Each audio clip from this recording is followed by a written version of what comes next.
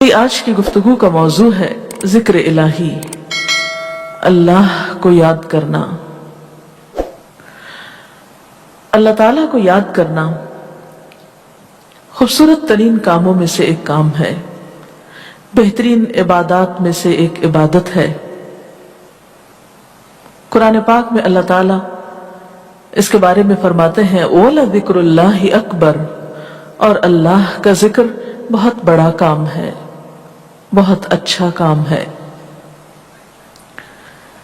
حقیقت یہ ہے کہ انسان جس چیز سے محبت کرتا ہے اس کو ضرور یاد کرتا ہے، اس کا ذکر کرتا ہے، دل ہی دل میں بھی اور زبان سے بھی، کیونکہ جس چیز کی محبت انسان کے دل میں ہوتی ہے وہ چیز زبان پر آ کر رہتی ہے۔ یہ ہو نہیں سکتا کہ ہم اللہ تعالیٰ سے محبت کرتے ہوں، دل میں اس کو یاد کرتے ہوں، پھر زبان سے اس کا ذکر کرنا بھول جائیں۔ ذکر الہی تو بندہ مومن کی زندگی میں غیر محسوس طریقے سے شامل ہو جاتا ہے۔ اس کی اس طرح عادت ہو جاتی ہے کہ انسان اٹھتے بیٹھتے چلتے پھرتے تنہائی میں سب کے بیچ میں بیٹھ کر اپنے رب کو یاد کرتا رہتا ہے، دل ہی دل میں یا زیر لب۔ وہ اپنے رب کو کسی حال میں بھی نہیں بھولتا، اور بھولے بھی کیوں؟ اس لیے کہ اس کی ذات پر رب کے احسانات ہر ایک سے بڑھ کر ہیں، اس کی نگاہیں ہر طرف رب کے کمالات دیکھتی ہیں، وہ ہر طرف رب کی نعمتوں کو دیکھ کر سرشار ہوتا رہتا ہے۔ وہ جس طرف بھی نظر اٹھاتا ہے وہیں اس کو رب کی قدرت اور تخلیق نظر آتی ہے۔ اپنے سامنے، دائیں بائیں، اوپر نیچے، ہر طرف زمین آسمان، جو کچھ بھی بنا ہوا ہے، جو کچھ بھی پھیلا ہوا ہے، وہ سب اس کے رب کا بنایا ہوا ہے۔ پھر وہ اس رب کو کیسے بھلا سکتا ہے؟ قرآن پاک میں اہل ایمان کو ذکر کرنے کی تلقین کی گئی ہے۔ اللہ سبحانہ وتعالیٰ فرماتے ہیں فَاذْكُرُونِي أَذْكُرْكُمْ، تم مجھے یاد کرو، تم میرا ذکر کرو، میں تمہیں یاد کروں گا۔ ایک اور جگہ پر فرمایا وَاذْكُرْ رَبَّكَ فِي نَفْسِكَ تَضَرُّعًا وَخِيفَةً وَدُونَ الْجَهْرِ مِنَ الْقَوْلِ بِالْغُدُوِّ وَالْآصَالِ وَلَا تَكُن مِّنَ الْغَافِلِينَ، اور اپنے پروردگار کو دل ہی دل میں عاجزی اور خوف کے ساتھ اور آہستہ آواز سے صبح و شام یاد کرتے رہو، اور دیکھنا غافل نہ ہونا، یعنی رب کی یاد سے کبھی بھی غفلت اختیار نہ کرنا۔ ایک اور جگہ پر فرمایا وَاذْكُرُوا اللَّهَ كَثِيرًا لَعَلَّكُمْ تُفْلِحُونَ، اور اللہ کا ذکر کرو کثرت کے ساتھ، بہت زیادہ۔ کیوں؟ لَعَلَّكُمْ تُفْلِحُونَ، تاکہ تم فلاح پاؤ، کامیاب ہو جاؤ۔ اس سے پتہ چلتا ہے کہ اللہ تعالیٰ کو یاد کرنا کامیابی کی علامت ہے، اللہ کے ذکر میں کامیابی کی ضمانت ہے۔ مومن مردوں اور عورتوں کی صفت قرآن پاک میں یہی بیان کی گئی ہے کہ وہ بہت زیادہ اللہ کا ذکر کرنے والے ہوتے ہیں۔ سورۃ الاحزاب میں آتا ہے وَالذَّاكِرِينَ اللَّهَ كَثِيرًا وَالذَّاكِرَاتِ، اور اللہ کا ذکر کرنے والے مرد اور اللہ کا ذکر کرنے والی عورتیں جو کثرت سے اللہ کا ذکر کرتی ہیں۔ کثیراً اعد اللہ لہم مغفرۃ واجرا عظیما، اللہ نے ان کے لیے بخشش اور بہت بڑے اجر کا وعدہ کر رکھا ہے۔ اور پھر یہ کہ ذکر کرنے کے لیے کوئی خاص وقت مقرر نہیں، انسان ہر حال میں ذکر کر سکتا ہے، ہر وقت میں ذکر کر سکتا ہے۔ نبی صلی اللہ علیہ وسلم کے بارے میں آتا ہے کان یذکر اللہ فی کل احیانہ، آپ ہر وقت میں، یعنی ہر قسم کے وقت میں، دن میں یا رات میں، صبح میں یا شام میں اللہ کا ذکر کیا کرتے تھے۔ حدیث پاک میں آتا ہے، حضرت ابو موسیٰ اشعری سے روایت ہے مثل الذی یذکر ربہ والذی لا یذکرہ مثل الحی والمیت، رواہ البخاری۔ آپ صلی اللہ علیہ وسلم نے فرمایا اس شخص کی مثال جو اپنے رب کا ذکر کرتا ہے زندہ انسان کی طرح ہے، اور اس کی مثال جو اپنے رب کا ذکر نہیں کرتا مردہ شخص کی طرح ہے۔ گویا ذکر کرنے والا اور نہ کرنے والا ان دونوں کے درمیان اتنا ہی فرق ہے جتنا ایک زندہ اور مردہ انسان میں فرق ہوتا ہے. اور یہ فرق کتنا بڑا ہے. یعنی انسان تو وہی ہوتا ہے لیکن زندہ انسان میں اور مردہ انسان میں زندگی اور موت کا فرق ہے. بالکل اسی طرح جو شخص اپنے رب کو یاد کرتا ہے، اس کا ذکر کرتا ہے، اس کے اندر ایک زندگی ہے، اس کے اندر ایک خاص خوشی ہوتی ہے، اطمینان ہوتا ہے. اور وہ جو نہیں کرتا اس کا دل مردہ ہوتا ہے، اس کے اندر زندگی کی کوئی امنگ نہیں ہوتی. ایک اور حدیث میں آتا ہے، نبی صلی اللہ علیہ وسلم نے فرمایا، اللہ تعالیٰ فرماتا ہے میں اپنے بندے کے خیال کے مطابق ہوتا ہوں یا خیال کے ساتھ ہوتا ہوں. جو خیال وہ میرے بارے میں رکھتا ہے میں اسی کے مطابق اس کے ساتھ معاملہ کرتا ہوں، اور میں اس کے ساتھ ہوتا ہوں جب وہ مجھے یاد کرتا ہے. گویا ذکر کرنے والے اللہ کی مدد کے مستحق ہوتے ہیں. یعنی اللہ ایسے بندوں کے ساتھ ہوتا ہے جو ذکر کرتے رہتے ہیں.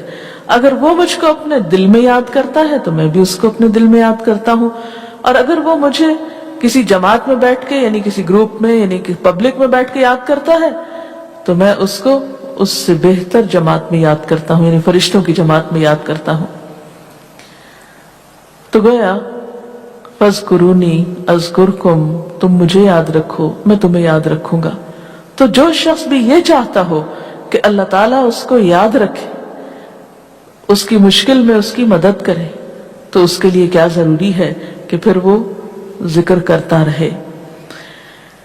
اور ذکر تمام عبادات کو خوبصورت بناتا ہے. مثلا روزہ رکھنا ایک عبادت ہے، لیکن جس روزے میں ذکر الہی ہو اس کا اجر و ثواب کئی گنا بڑھ جائے گا. حج ایک عبادت ہے بذات خود، حج کا سفر ایک عبادت ہے، لیکن اس سفر میں انسان اگر ذکر الہی کرتا رہے تو اسی حج کا ثواب کئی گنا بڑھ جائے گا. اور نماز تو سراسر ہے ہی اللہ کی یاد کا نام. اقم الصلاۃ لذکری، نماز قائم کرو میری یاد کے لیے. اللہ کے ذکر کا بہترین طریقہ ہے. ایک اور موقع پر آپ صلی اللہ علیہ وسلم سے جب یہ پوچھا گیا کہ سب سے اچھی نماز کس کی، سب سے اچھا روزہ کس کا، سب سے اچھا حج کس کا، سب سے اچھا مجاہد کون، تو آپ صلی اللہ علیہ وسلم نے ہر بار یہی جواب دیا کہ جو اپنے ان کاموں میں ذکر الہی کثرت کے ساتھ کرے. اور ذکر کرنے والے ہر میدان میں آگے نکل جاتے ہیں. حدیث پاک میں آتا ہے نبی صلی اللہ علیہ وسلم نے فرمایا مفردون سبقت لے گئے. لوگوں نے پوچھا کہ یہ مفردون کون ہے؟ فرمایا وہ مرد جو کثرت کے ساتھ اللہ کا ذکر کرتے ہیں اور وہ عورتیں جو کثرت کے ساتھ اللہ کو یاد کرتی ہیں.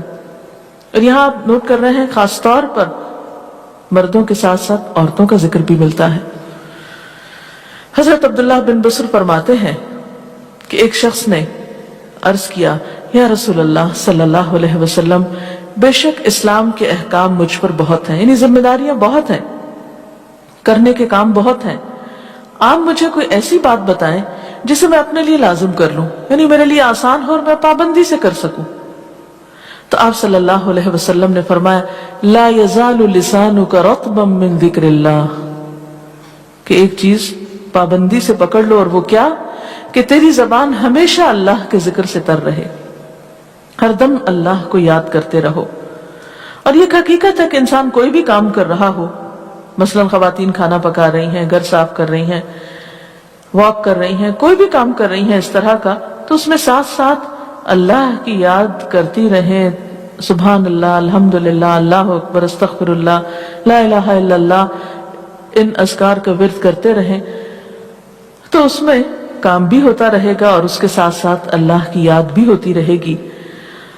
خصوصی طور پر دو کلمات ایسے ہیں جن کے بارے میں بہترین اجر کی خوشخبری سنائی گئی.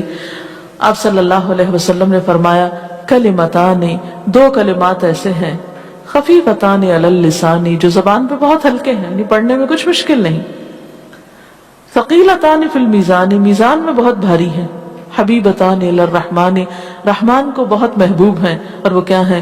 سبحان اللہ و بحمدہ، سبحان اللہ العظیم.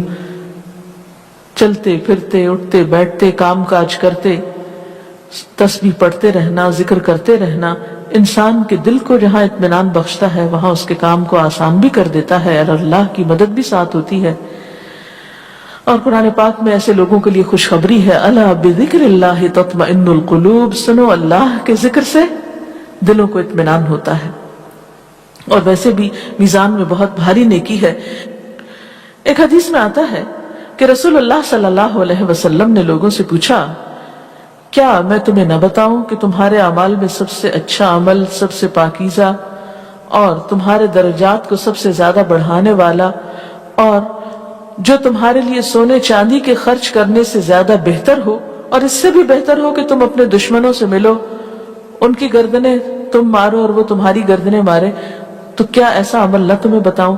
صحابہ نے عرض کیا، ضرور یا رسول اللہ صلی اللہ علیہ وسلم، ہمیں ایسا عمل بتائیے۔ تو آپ نے فرمایا وہ اللہ کا ذکر ہے، یعنی تمام اعمال میں وہ سبقت لے جاتا ہے۔ اسی طرح ایک اور حدیث میں ہے، رسول اللہ صلی اللہ علیہ وسلم نے فرمایا کہ جب بھی کچھ لوگ بیٹھتے ہیں اور وہ اللہ کا ذکر کرتے ہیں، یعنی کسی مجلس میں اکٹھے ہو کر بیٹھتے ہیں، تو اللہ کی رحمت ان کو ڈھانپ لیتی ہے، ان پر سکینت نازل ہوتی ہے، اللہ تعالیٰ ان کا اپنے ہاں ذکر کرتے ہیں۔ گویا اکیلے بھی ذکر کیا جا سکتا ہے اور کسی مجلس میں اکٹھے بیٹھ کر بھی۔ پھر اسی طرح صبح و شام بھی، جیسا کہ قرآن پاک میں آتا ہے، وَسَبِّحْ بِحَمْدِ رَبِّكَ قَبْلَ طُلُوعِ الشَّمْسِ وَقَبْلَ غُرُوبِهَا، اپنے رب کی تسبیح بیان کرو سورج نکلنے سے پہلے اور اس کے غروب ہونے سے پہلے۔ ایک اور جگہ پر آتا ہے وَسَبِّحْ بِحَمْدِ رَبِّكَ بِالْعَشِيِّ وَالْإِبْكَارِ، اپنے رب کی حمد و ثنا بیان کرو عشی کے وقت یعنی عصر کے وقت، والابکار اور صبح کے وقت۔ عشی کا لفظ جو ہے یہ زوال شمس سے غروب شمس کے درمیانی وقت کو کہتے ہیں۔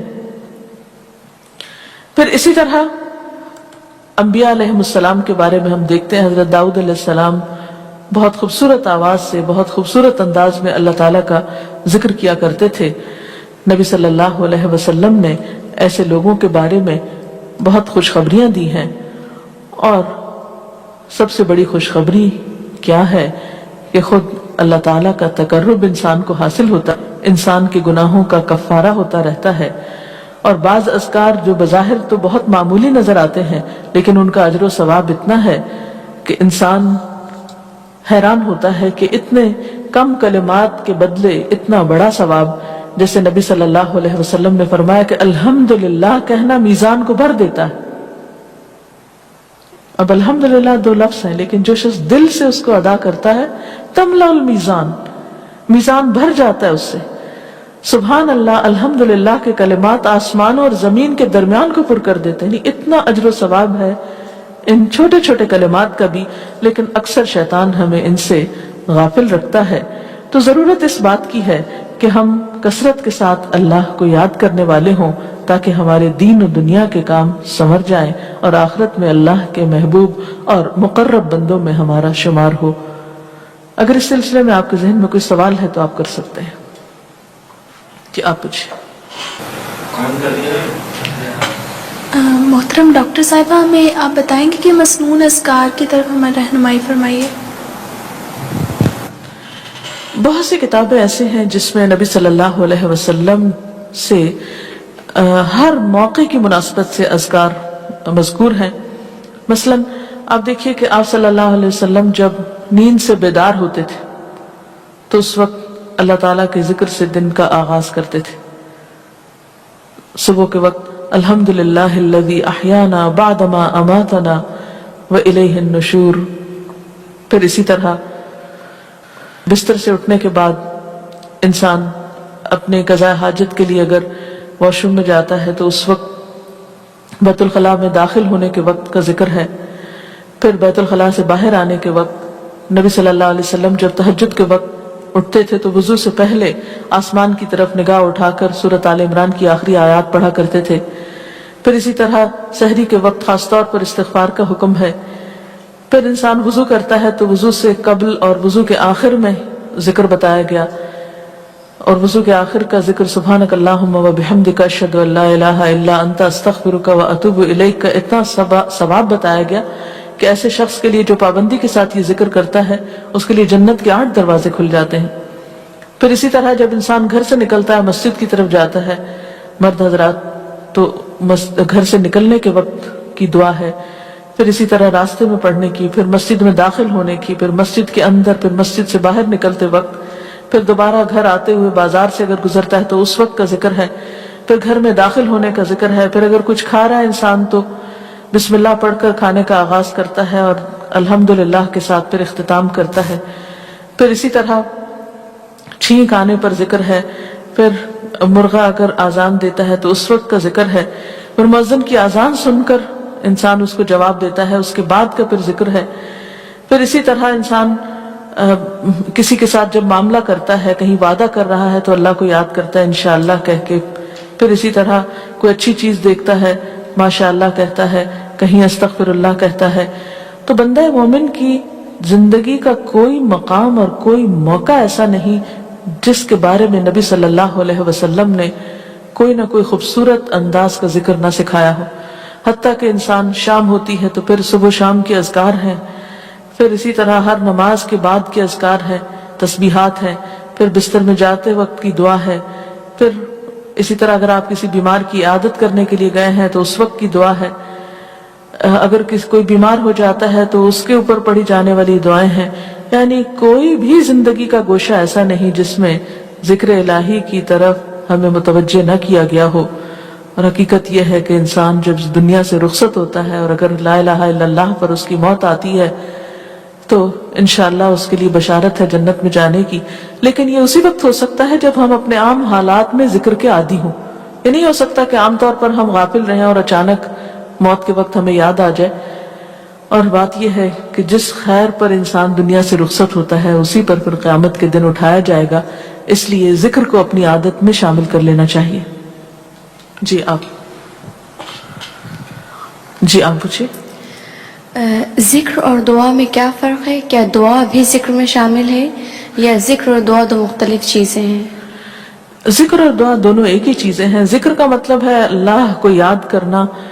بعض اوقات انسان صرف دل میں یاد کرتا ہے، زبان سے نہیں بھی دہراتا تو وہ بھی ذکر شمار ہوتا ہے. بعض اوقات انسان کوئی مسنون کلمات کہتا ہے، بعض اوقات اللہ تعالیٰ کی تعریف اپنی زبان میں بیان کرنا، یہ بھی ایک طرح سے ذکر کرنا ہوتا ہے.